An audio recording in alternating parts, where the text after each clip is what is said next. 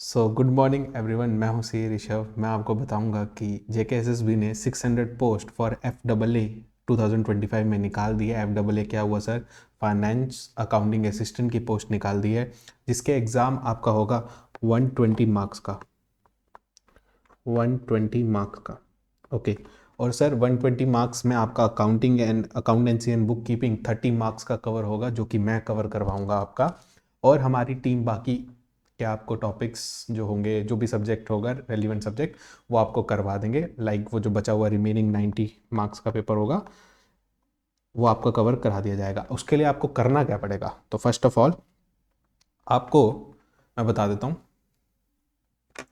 2025 और 26 का जो बैच है वो स्टार्ट हो गया है। जेके एग्ज़ाम क्रैकर करके आपका एक प्ले स्टोर में ऐप होगा, आपको वो डाउनलोड करना है और वहाँ पे कोर्स को एनरोल करना है। वो कोर्स स्टार्ट होगा 8 दिसंबर 2025 और इसमें लाइव प्लस रिकॉर्डेड लेक्चर्स होंगे, जिसमें हर टीचर आपको मॉक टेस्ट, एमसीक्यूज़, आपका पेपर एमसीक्यू होगा, आपको तो इतना पता ही होगा।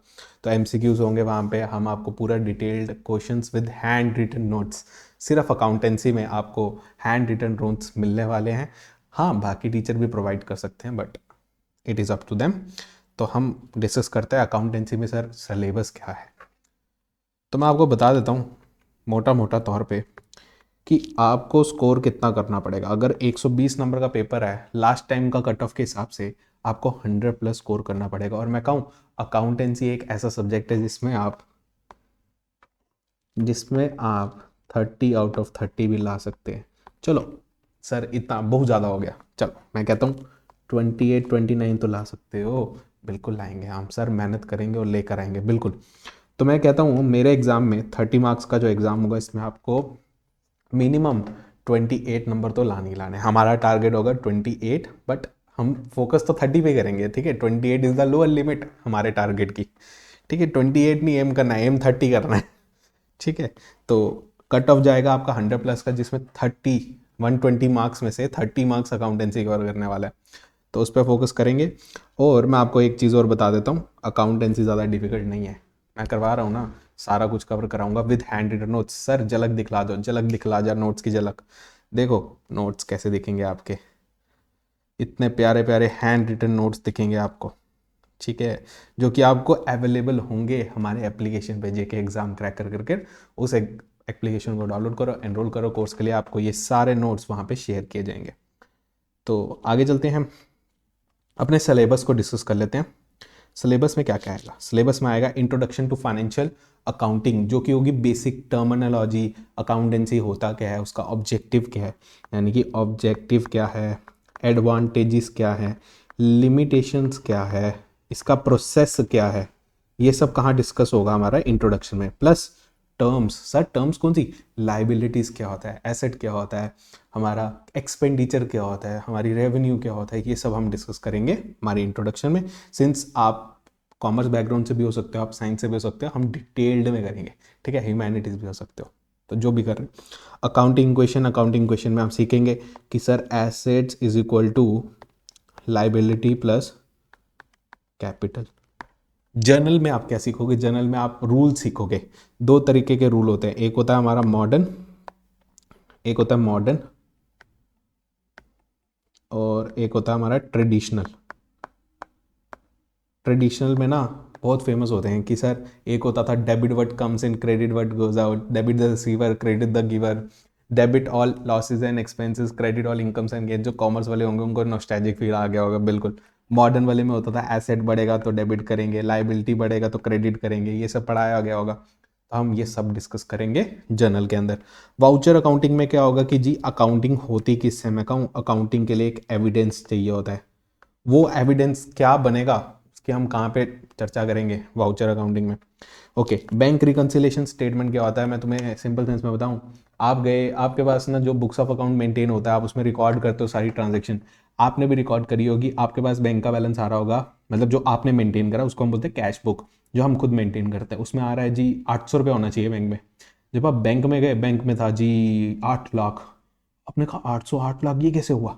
तो जो बीच में डिफरेंसेस है ना, जिन कारण से ये 800 वाला 8 लाख हो गया, उसी चीज को रिकनसाइल करना है। रिकनसाइल मतलब मिलाना है कि 800 से 8 लाख की जर्नी क्या है, उसको बोलते हैं बैंक रिकनसिलेशन स्टेटमेंट। कल को कोई पूछ ले भाई तेरे अकाउंट में 800 क्यों, बैंक में 8 लाख क्यों, वो जो डिफरेंस आ रहा है ना उसको रिकनसाइल करो, उसको बोलते हैं बैंक रिकनसिलेशन। तो हम ये कहाँ करेंगे, बैंक रिकनसिलेशन चैप्टर में, जिसमें कैश बुक और पासबुक को हम क्या करेंगे, रिकनसाइल करेंगे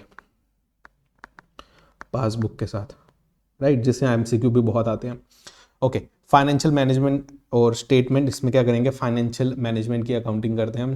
जैसे फॉर एग्जांपल हमने कोई प्रॉफिट निकाला, राइट, या लॉस हुआ, तो मैनेजमेंट डिसीजन लेता है ना कि इस फाइनेंस के बेसिस पे हमें क्या डिसीजन लेना है, वैसे ही बोलते हैं फाइनेंशियल मैनेजमेंट को, कि मान लो 8 लाख का प्रॉफिट आया तो क्या हमें और इन्वेस्ट करना चाहिए इस बिजनेस में, नहीं करना चाहिए। This is financial management.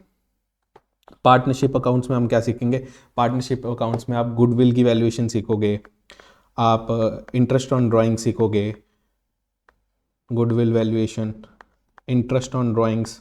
हाँ, अभी लग रहा होगा कि सर ये क्या होता है, बट हाँ ये सब सीखेंगे हम। इंटरेस्ट ऑन कैपिटल, आईओसी बोलते हैं जिसको हम, इंटरेस्ट ऑन कैपिटल है। डिफरेंट टाइप के पार्टनरशिप के वो होते हैं, मेथड्स होते हैं, मतलब पार्टनरशिप में बड़ी ज़्यादा घटनाएं होती है ना, तो हो सकता है नया पार्टनर आए, उसको बोलते हैं एडमिशन। एक पार्टनर चले जाए, रिटायरमेंट। अगर मान लो वो चल बसा बेचारा, ठीक है, हो सकता है वो हो गया डेथ, ठीक है, घटना हो जाए ऐसी कि वो चल बजाए तो हो जाएगा। पार्टनरशिप ही खत्म होगी, दंगे हो रहे हैं पार्टनरशिप में, कह रहे हैं बंद करो पार्टनरशिप, हमें नहीं करनी है, डिसोल्यूशन, ये सब पार्टनरशिप में हम डिस्कस करेंगे। उसके बाद आएगा लेजर अकाउंट। लेजर अकाउंट बनाएंगे जिसके अंदर हर एक ग्रुप एंट्री जो होगी हमारी वो एक जगह पे इकट्ठी होगी, हम सीखेंगे उस टाइम पे लेजर अकाउंट। जो टी शेप अकाउंट होता है हमारा, जिनको हम टी शेप भी बोलते हैं, एमसीक्यू आता है इसे, वो करेंगे। कैश बुक बनाएंगे, जो मैंने अभी तुम्हें बोला, कैश का आना जाना ढूंढते हैं ना हम, जो हम रिकॉर्ड करते हैं अपनी बुक्स में, उसको हम कैश बुक कहते हैं। तो ये हम कैश बुक बनाएंगे, बैंक वाला पासबुक बनाता है उसके साथ रिलेट करेंगे। मैं तुम्हें ये भी बताऊंगा कि क्यों तुम्हारी पासबुक के अंदर बैलेंस क्रेडिट लिखा होता है, क्यों जब पैसा आता है तो क्रेडिट लिखा होता है, और अकाउंटेंसी में क्यों उसको डेबिट करते हैं। तो तुम्हें मैं ये सब चीज़ सिखाऊंगा। उसके बाद डबल एंट्री सिस्टम के एलिमेंट्स ये ऑलरेडी ऊपर करा दिए हैं, जो रूल्स करवाए ना जर्नल के, बस वही सेम इसमें आएगा। ट्रायल बैलेंस हम चेक करेंगे कि क्या हमारी अकाउंटेंसी सही है कि नहीं है, उसमें कोई एरर तो नहीं है, तो ट्रायल बैलेंस से पता चलेगा अगर कोई एरर होगा।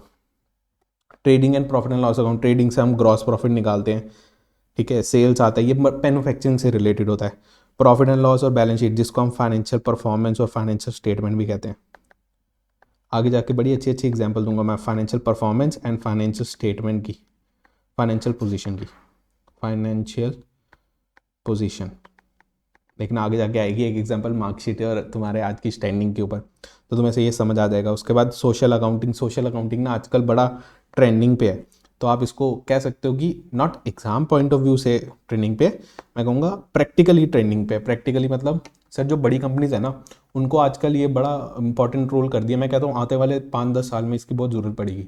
सोशल अकाउंटिंग क्या है, वो ना इन्वायरमेंटल सस्टेनेबल अकाउंटिंग है, जो हम बचपन में पढ़ते हैं ना कि सस्टेनेबल डेवलपमेंट होना चाहिए। तो ये ना कंपनी को चेक करते हैं कि कंपनी इन्वायरमेंट के लिए क्या कर रही है। अगर उसने इन्वायरमेंट से कोई रिसोर्स यूज़ करा तो उस रिसोर्स को उसने क्या फ्रूटफुली यूटिलाइज किया है, क्या उसने मान लो अगर 4 पेड़ काटे तो उसने 1000 पेड़ लगाए हैं, ये सब चेक करते हैं। उसको बोलते हैं सोशल अकाउंटिंग, कि उसने इन्वायरमेंट के लिए क्या किया, पब्लिक के लिए क्या किया, पैसा कमाने के अलावा, ठीक है। ईएसजी भी बोलते हैं, कई बार आपने शायद पढ़ा हो ईएसजी, हाँ ये उसमें कवर होता है ईएसजी में, मैं भी पढ़ाऊंगा इसमें।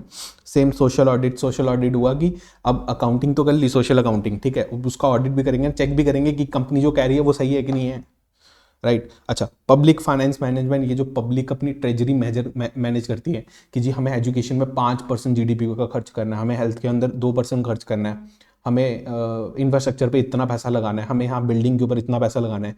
ये जो मैनेजमेंट होता है पब्लिक के फाइनेंस का, गवर्नमेंट के फाइनेंस का, आपके टैक्सेस का, तो उसको हम कहते हैं पब्लिक फाइनेंशियल मैनेजमेंट, वो हम यहाँ सीखेंगे। इंडियन फाइनेंशियल मैनेजमेंट में किस किस का रोल होता है, जैसे फाइनेंशियल मार्केट्स होती है हमारे यहाँ, स्टॉक मार्केट होती है हमारे यहाँ, मनी मार्केट्स होती हैं, वो सब इंडियन फाइनेंशियल मैनेजमेंट कैसे वर्क करता है, गवर्नमेंट कैसे एक दूसरे को मतलब लोन देती है, वो सब मैनेजमेंट यहाँ पे सीखेंगे। टैक्सेशन में आ गया direct and indirect. Direct tax हमारा होता है इनकम टैक्स, जो तुम्हारा मेजर अभी चल रहा है, और इनडायरेक्ट में आता है हमारा जीएसटी, राइट। जीएसटी के अलावा कस्टम भी होता है, कस्टम भी होता है, बाकी सब तो लगभग वो हो गया है, सिंगल टैक्स हो गया, one nation one tax, GST ने कवर कर लिया, तो वो भी हम पढ़ेंगे वहाँ पे। कॉस्ट एंड बजटरी कंट्रोल्स, ये मैं कहूँ हम जब जैसे पढ़ना स्टार्ट करते हैं तो टारगेट रखते हैं यार 10 घंटे बैठेंगे पढ़ने, फिर एक दो घंटे पढ़ने के बाद रीलों पे लग जाते हैं। तो जब हम अपने गोल और अपने एक्चुअल अचीवमेंट को कंपेयर करते हैं, इसी को कहते हैं बजटरी कंट्रोल्स, कि सर हमारा बजट तो ये था, हमने ये एक्चुअल अपनाया, अब बीच में जो गैप आ रहा है उसको ठीक करना, उसको कहते हैं बजटरी कंट्रोल। वही होती है कॉस्ट अकाउंटिंग। मैंने कहा था कि ये एग्जाम्पल था ये अपना ना, तो कॉस्ट अकाउंटिंग जैसे कॉस्ट मैनेजमेंट कैसे करते हैं। फॉर एग्जांपल मान लो मेरा था कि टारगेट की मैंने यार 10,000 खर्च करूंगा, बट मैंने ना 8,000 ही खर्च किया, सॉरी 8,000 नहीं, एक्चुअल खर्चा ज़्यादा हो गया, सपोज 15,000 हो गया, तो अब उस 15,000 को 10,000 पे लाना है, उस चीज़ को कहते हैं कॉस्ट मैनेजमेंट। ठीक है, वही होता है बजटरी कंट्रोल। कॉस्ट अकाउंटिंग अब आगे जाके पढ़ेंगे। कॉस्ट अकाउंटिंग क्या होता है कि आप किसी प्रोडक्ट की कॉस्ट कैसे निकाल रहे हैं।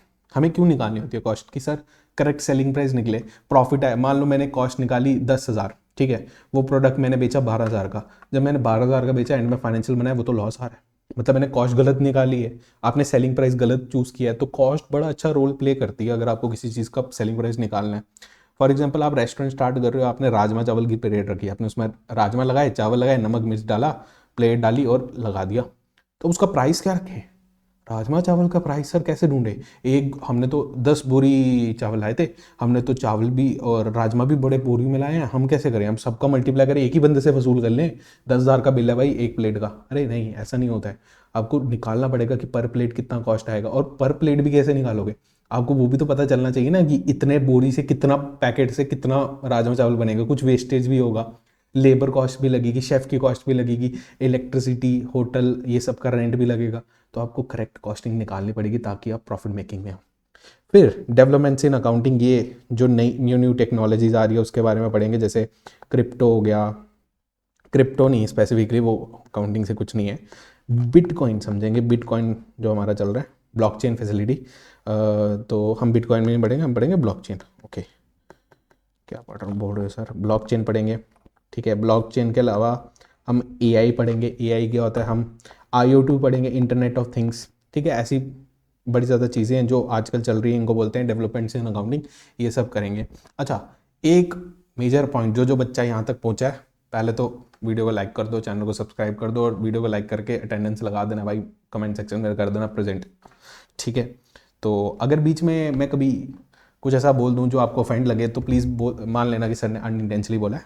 ठीक है सर का ऐसा कोई मतलब नहीं था, ये पहले ही मैं डिस्क्लेमर दे रहा हूँ वीडियो से देने पहले। मैं कोई गाली गलौच नहीं दूंगा यार, और सिंपल सी चीज़ है कि you are my students, you are aspirants. तो मैं कई बार बोल देता हूँ कि यार बच्चों, तो बच्चे दिल पे नहीं लेना है कि मैं सर बच्चा नहीं हूँ, मैं बड़ा हो गया हूँ, ऐसा नहीं है। अरे मैं भी बच्चा ही हूँ, अगर मैं किसी से पढ़ने जाऊँगा, वो मेरे से छोटा भी होगा या फिर मेरे से समझने भी मेरे को समझा ही रहा होगा कुछ, तो वो मेरे लिए गुरु है, तो मैं उसका बच्चा हूँ। ठीक है, ऐसे ऐसे मान लेना। ठीक है, तो ऐसे ऑफेंड नहीं हो जाना। ठीक है, अपॉलॉजी लेटर नहीं मांग लेना, वैसे दे दूंगा अगर तुम्हें ऑफेंड कुछ लगा, बट ठीक है। तो फोकसिंग हेयर, मैं एक चीज़ बता रहा हूँ कि ये जो है ना, ये है old syllabus. Sir old syllabus हमें न्यू क्यों नहीं पढ़ा रहे? जब ये पोस्ट निकली अभी तक सिलेबस बाहर नहीं आया है, ये वीडियो में मैं तुम्हें बता रहा हूँ सिलेबस अभी तक नहीं आया है, तो हम ओल्ड सिलेबस के हिसाब से आपको कोर्स करवाएंगे।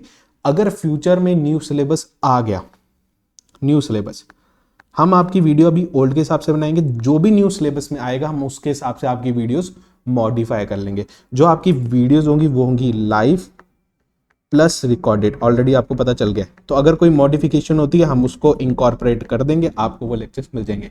वैलिडिटी टिल द एग्जाम्स रहेगी आपके लिए, तो आपको इसमें डरने की जरूरत नहीं है। तो अपने फ्रेंड्स के साथ भी शेयर कर दो कि सर ने वीडियो ले आए हैं, CA Rishabh Gupta, JK exam crack करके ऐप को डाउनलोड कर लो और उनको चैनल को सब्सक्राइब कर लो।